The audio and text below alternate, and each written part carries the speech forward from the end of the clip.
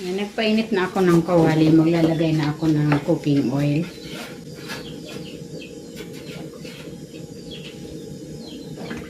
Magigisa na ako ng bawang.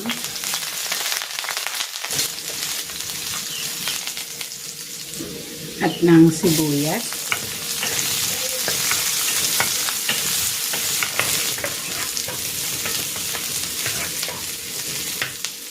And ibigis ako na rin dito itong chicken. Yan ay pinakuluan ko na saka ko hinimay.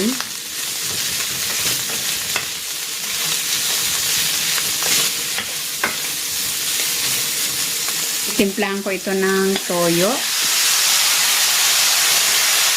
oyster sauce, at ng paminta.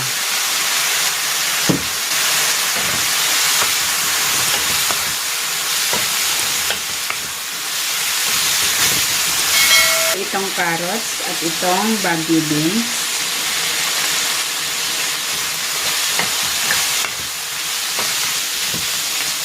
Ibubuhos ko na dito itong chicken broth. Ito yung pinagpakuluan ko ng chicken breast. Itong repolyo pig.